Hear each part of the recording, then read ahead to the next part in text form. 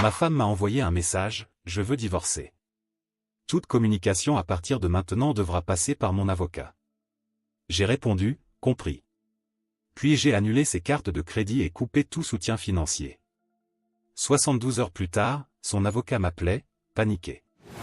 Ce message froid m'a suffi pour comprendre, désormais, chacun pour soi. Pas d'avertissement, aucune chance de discussion. Et quand elle a compris les conséquences de sa décision, il ne lui restait plus qu'à essayer de rattraper le coup, mais c'était déjà trop tard. J'ai 42 ans, et je suis encore en train d'assimiler tout ça, mais pour le moment, je fonctionne en mode automatique. Étrangement, je suis calme. Il y a 3 jours, un mardi après-midi, j'étais plongé dans mon travail, dans mes tableurs Excel, quand mon téléphone a vibré. C'était un message de ma femme, Olivia, 39 ans. Le message était court et brutal. Ethan, je veux divorcer. À partir de maintenant, toute communication devra passer par mon avocat, Maître Peterson. Je t'enverrai ses coordonnées dans un instant. 15 ans de mariage réduit à un simple texto. Sans avertissement. La veille encore, nous avions dîné ensemble, discuté des projets pour le week-end, tout semblait normal. Rien n'indiquait que quelque chose n'allait pas. Je suis resté à regarder ce message pendant 5 bonnes minutes, sous le choc. De la douleur, de la colère, tout bouillonnait sous la surface. Mais surtout, une clarté soudaine s'est installée dans mon esprit. Elle avait fixé les règles, communication uniquement entre avocats. Très bien. Ma réponse a été simple, compris. Puis j'ai laissé place à la logique. Si on passait désormais par les voies légales, cela signifiait que tous nos accords informels de couple n'existaient plus. Nous avions toujours gardé nos finances séparées pour les dépenses du quotidien, une leçon apprise en observant le divorce chaotique de mes parents. Elle avait son compte personnel, j'avais le mien. Les cartes de crédit? Olivia n'était qu'utilisatrice autorisée sur mes cartes, pas co-titulaire. Sans hésiter, je suis allé sur l'application de ma banque, j'ai sélectionné ses cartes et les ai annulées. J'ai modifié son statut, utilisateur non autorisé. Fait. Elle recevait chaque mois une sorte d'allocation, un virement automatique que je faisais sur son compte personnel pour ses dépenses. Je suis allé sur l'application bancaire et j'ai annulé ce virement, avec effet immédiat. Les abonnements partagés? Netflix, Prime Video, etc., tous à mon nom. Je me suis déconnecté de tous les appareils et j'ai changé les mots de passe. Si elle veut du streaming maintenant, il faudra qu'elle paie. La voiture? Celle qu'elle conduisait était à mon nom, un leasing. Je n'ai pas encore annulé l'assurance, trop risqué pour les autres sur la route, mais j'ai noté de discuter du transfert du contrat avec mon avocate au plus vite. La carte carburant, qui était liée à une des cartes annulées, ne fonctionnait déjà plus. Tout ça m'a pris environ 30 minutes. Ce n'était pas par vengeance. C'était simplement accepter la nouvelle réalité qu'elle avait elle-même imposée. Elle avait tiré un trait, uniquement les avocats. Alors plus de présomption de confiance conjugale, tout serait désormais formel et légal. 1 heure plus tard, j'ai reçu par mail les coordonnées de son avocat. Je les ai immédiatement transférées à Maître Cole, une avocate spécialisée en divorce que m'avait recommandé un collègue. Je lui ai écrit. J'ai reçu un message exigeant le divorce et imposant un contact uniquement via avocat. J'ai besoin de conseils urgents concernant les prochaines étapes et la protection de mes biens. Ensuite, j'ai terminé mon projet au travail et je suis rentré chez moi. La maison était vide, elle avait dû faire ses valises pendant mon absence. Étonnamment, j'ai très bien dormi cette nuit-là. Avançons de 72 heures. Vendredi après-midi. Un numéro inconnu m'appelle. Je me doutais bien de ce que c'était. Allô? Est-ce que je parle à Ethan? Une voix pressée au bout du fil. Lui-même. Je suis Maître Peterson, je représente Olivia. Ma cliente fait face à certaines difficultés. Très bien, ai-je répondu calmement. Ces cartes ont été annulées, ces fonds coupés sans préavis. C'est extrêmement irrégulier. Le statu quo financier doit être maintenu pendant la procédure. Maître Peterson, ai-je répondu tranquillement, ma femme m'a envoyé mardi un message m'annonçant unilatéralement son souhait de divorcer et imposant que toute communication passe par vous. J'ai reconnu cela et je me suis conformé. De ce fait, tous nos accords financiers informels ont pris fin immédiatement. S'il y a besoin d'un soutien financier à l'avenir, cela sera discuté de manière formelle, entre vous et mon avocate, Maître Cole, qui a déjà été engagé. Il y a eu une pause, j'ai entendu des papiers bouger à l'autre bout du fil. Elle a besoin d'argent maintenant, pour ses besoins de base, son logement. Un logement? J'étais sincèrement surpris. Où est-ce qu'elle est? Cela n'est pas pertinent, répondit-il, d'un ton plus sec. Vous avez agi de mauvaise foi en coupant tout soutien sans préavis. Mon cher maître, ma femme a mis fin unilatéralement à notre mariage par texto et a exigé que toute communication passe par vous. C'est elle qui a rompu la confiance et la communication. Le soutien financier sera décidé légalement, pas à travers des appels désespérés dus à des cartes refusées. Et pour être clair, elle n'était pas cotitulaire des cartes, seulement utilisatrice autorisée. Longue pause. Ma cliente va demander une aide financière d'urgence, dit-il, tendu. Elle en a parfaitement le droit. Veuillez transmettre toute demande directement à mon avocate, Maître Cole. Vous avez déjà ses coordonnées. Je les ai, répondit-il sèchement. Excellent. Nous en restons là, conformément à la directive de ma femme. Bonne journée. J'ai raccroché. Mon cœur battait à tout rompre, l'adrénaline montait enfin. Mais en même temps, un sentiment de validation m'envahissait. Elle voulait que tout soit froid et légal? Très bien. Elle va être servie. À présent, j'attends simplement l'appel de Maître Cole. Ce n'est que le début. Mise à jour 1. Une semaine plus tard. Cela fait une semaine depuis le message texte. Les choses se sont intensifiées, comme on pouvait s'y attendre. Merci pour les commentaires et les messages privés, c'est rassurant de savoir que je ne suis pas fou. Même jour que l'appel de Maître Peterson, j'ai reçu une réponse de Maître Cole, mon avocate. Elle est excellente. Elle a confirmé que mes actions étaient tout à fait logiques, compte tenu du message d'Olivia. Elle m'a conseillé de tout documenter, absolument tout. La première démarche de Maître Peterson a eu lieu lundi. Une demande officielle de pension alimentaire d'urgence et d'usage exclusif de la maison conjugale alors qu'elle avait déjà quitté la maison, rire. Le montant demandé était tout simplement absurde. En gros, elle voulait que je finance son ancien train de vie, plus un nouveau logement, plus les frais d'avocat. Niveau de droit acquis, experte. Maître Cole a répondu avec une contre-proposition. Un montant bien plus bas de pension temporaire, basé sur ses besoins réels, et non ses désirs. Elle a aussi souligné que c'est Olivia qui avait quitté la maison, que j'occupe toujours, et que toute cette situation est la conséquence directe de la règle de communication uniquement par avocat qu'Olivia elle-même a imposée. C'est à ce moment-là que les attaques personnelles ont commencé. Mercredi soir, j'ai reçu un appel de la meilleure amie d'Olivia, Alay. J'ai répondu, pensant obtenir des informations, erreur. Ethan, c'est quoi ce bordel? Furent ses premiers mots, sans même me saluer. Fatigué, j'ai répondu.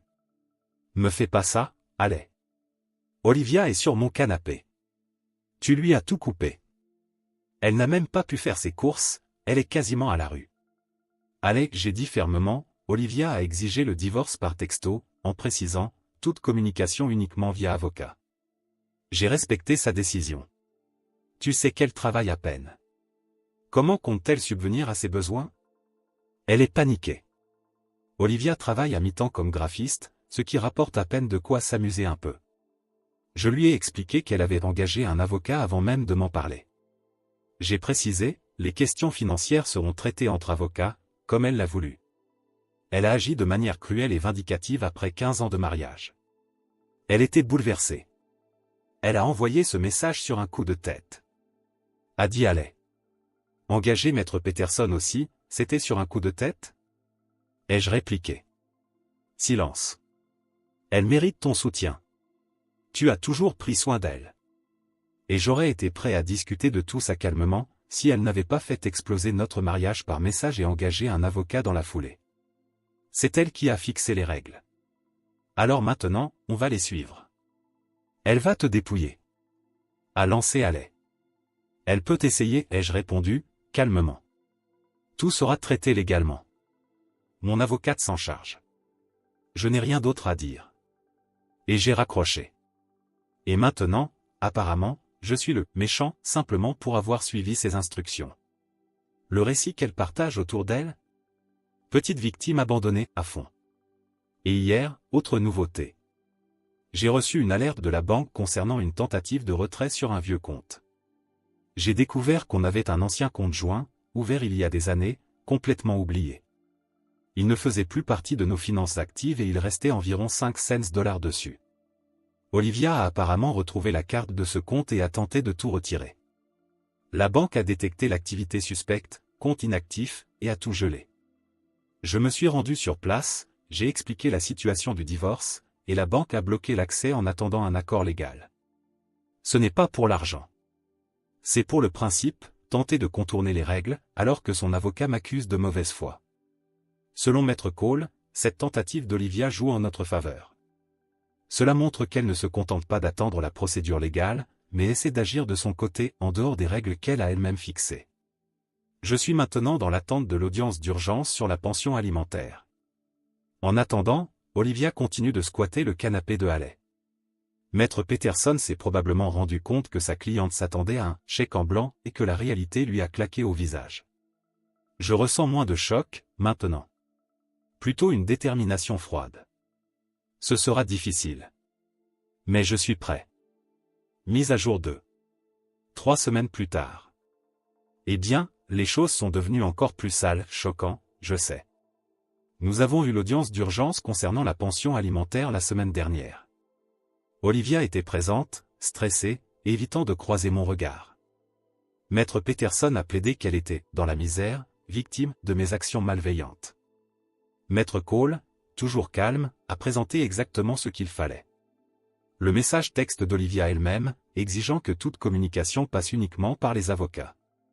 Les relevés bancaires prouvant que j'ai annulé ces cartes supplémentaires et l'allocation après ce message. Les justificatifs montrant que je continue de payer toutes les charges fixes, hypothèque, facture d'électricité, eau, assurance, leasing de sa voiture. Nous avons aussi présenté la tentative d'Olivia de vider l'ancien compte joint après avoir imposé la règle des avocats. Concernant ses revenus, nous avons prouvé qu'elle touche toujours son salaire à mi-temps, donc non, elle n'était pas dans la misère, juste sans argent pour des extras. Le juge n'a pas été dupe du théâtre de Maître Peterson. Il a directement demandé à Olivia pourquoi elle n'avait pas essayé de me parler avant d'envoyer ce message.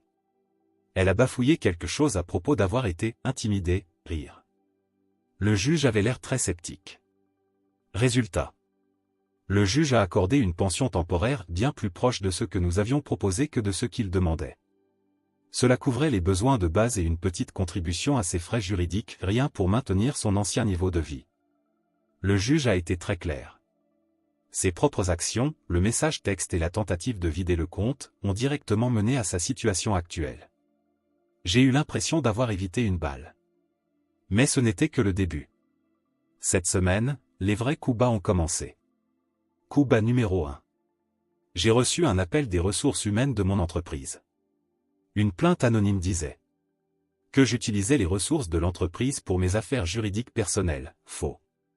Que j'avais un comportement instable, suggérant une fragilité mentale, encore faux.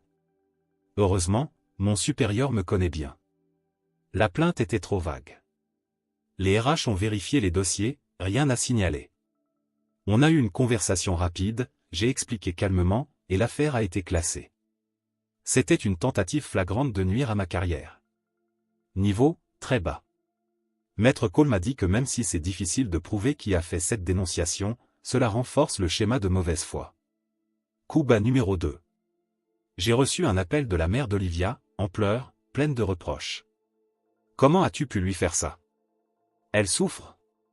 Le juge a été injuste. Donne-lui plus d'argent. Pense à toutes ces années qu'elle t'a consacrées. Ma réponse est restée la même. C'est Olivia qui a choisi cette voie. C'est elle qui a imposé que tout passe par les avocats.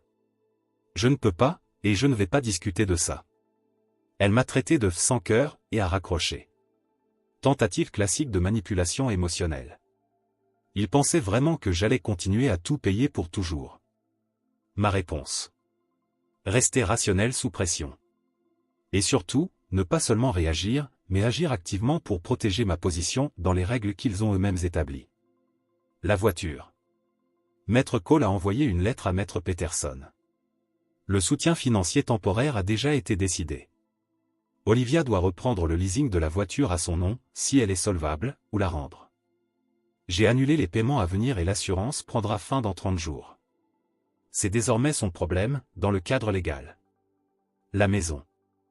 Nous avons déposé une demande d'usage exclusif du domicile, puisqu'elle l'a abandonné et que le juge ne lui a pas accordé la possession. Nous avons lancé le processus d'évaluation pour une vente ou un rachat de sa part. Un rachat est peu probable vu sa situation financière. Transparence financière. Nous exigeons maintenant une déclaration complète de ses biens, nous soupçonnons qu'elle cache des actifs. C'est l'heure de vérité. Harcèlement documenté. J'ai noté. Tous les appels manipulatoires. La fausse plainte au travail, avec date et heure. Un résumé de chaque incident. Selon Maître Cole, ce schéma de mauvaise foi influencera directement l'accord final et la question des frais juridiques. Ce n'est pas une question de vengeance.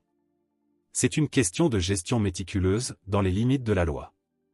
Surtout maintenant qu'ils ont franchi des limites graves, comme essayer de mettre en péril mon emploi. Rupture de règles. Hier, Olivia m'a envoyé un message direct, en violant sa propre règle de « seulement via avocat ».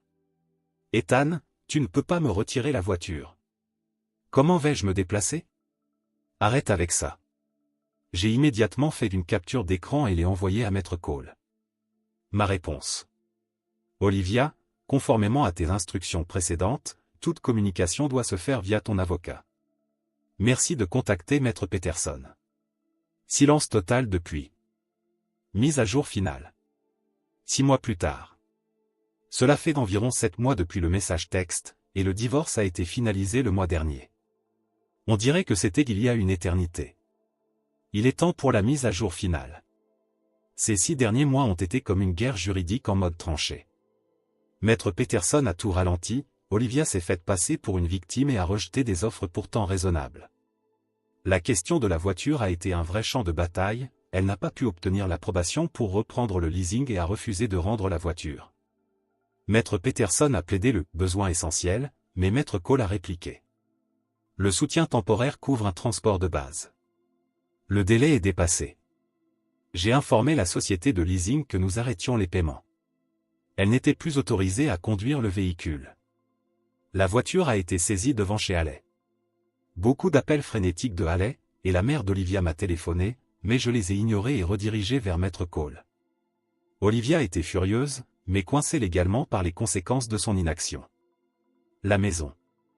Nous avons obtenu l'ordre d'usage exclusif, puis nous l'avons vendue assez rapidement. L'argent a été placé sur un compte fiduciaire en attendant la division. Olivia a réclamé une plus grande part, évoquant un désavantage économique. Mais la découverte financière a changé la donne. Olivia a dû révéler qu'elle possédait un compte d'épargne séparé, avec des contributions de ses parents au fil des ans, ainsi que quelques actions héritées. Elle avait oublié de le mentionner, ce n'était pas une fortune, mais bien plus que les $500 restants sur l'ancien compte joint inactif. Maître Peterson a affirmé qu'il s'agissait de biens séparés, mais Maître Cole a démontré qu'il y avait eu mélange avec les biens du couple, ce qui permettait d'inclure cette somme dans la division. La plainte anonyme n'a pas pu être directement prouvée, mais le juge a noté le timing et la nature de l'accusation dans les conclusions finales. Olivia n'a pas été sanctionnée, mais cela a contribué à forger l'image d'une mauvaise foi persistante. Accord final. L'accord a été conclu bien avant un procès contradictoire. Le juge avait clairement perdu patience face aux tactiques d'Olivia lors des négociations préliminaires. Elle risquait un résultat bien pire, avec en plus la possibilité de devoir payer mes frais d'avocat. Elle a finalement accepté la division des biens. La plus-value de la maison a été partagée presque à parts égales, avec un léger avantage en ma faveur, grâce aux actifs cachés qui ont été pris en compte. Les actions ont été divisées comme biens matrimoniaux, et elle a gardé une petite épargne personnelle. Le soutien conjugal a été limité à 2 ans, une pension bien inférieure à ce qu'elle avait réclamé. Le montant lui permet de subsister, mais pas de maintenir son ancien train de vie. Elle devra devenir financièrement indépendante pour continuer à s'en sortir. Frais juridiques. Chacun a payé les siens. C'était une victoire pour moi, car j'ai évité de devoir me battre pour qu'elle couvre les miens. Conséquence. Olivia vit dans un petit appartement, travaille davantage et se plaint de ses finances. J'ai entendu indirectement que Haley s'est éloignée, après qu'Olivia soit devenue un fardeau. Ses parents l'aident probablement encore. Regrets et excuses?